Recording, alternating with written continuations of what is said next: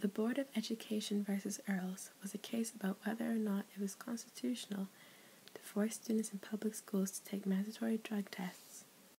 Two students from Tecumseh, Oklahoma, Lindsay Earls and Daniel James, and their families challenged the Board of Tecumseh, Oklahoma on the grounds that requiring students to consent to random urinalysis drug tests violated the students' Fourth Amendment rights of protection against unreasonable search and seizure.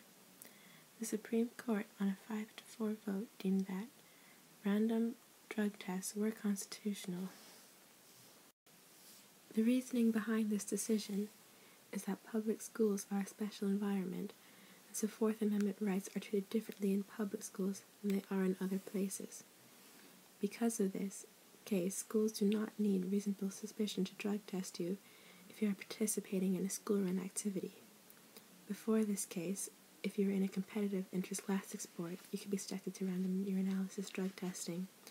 After this case, students in all extracurricular activities run by the school, even non-athletic ones, are able to be tested. The Fourth Amendment protects U.S. citizens from unreasonable searches and seizures. This particular case fell under the Special Needs Doctrine.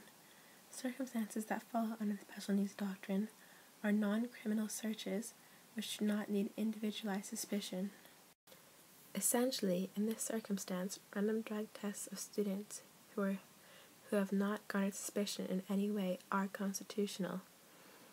One argument from Earls' side was that the students who are competing, but not in sports, are not undressing communally or getting mandatory physicals like students who compete in sports, so they are expecting a greater level of privacy.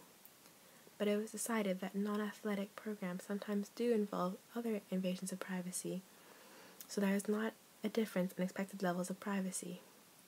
Another argument was that urination is a private affair, but regulation of how urine samples are collected covered this issue. This case allows for schools to drug test the students without having to prove there is a particular pervasive drug problem inside the school. The court decided that the students' expectation of privacy was already lowered by the Board of Education's general rules for extracurricular in middle school and high school, and that the urinalysis drug testing is minimally intrusive of the privacy of students. And so, because public schools is a special environment, and drug testing at schools falls under the Special Needs Doctrine, it was ruled by the majority that the Fourth Amendment right was not violated by the school's policy.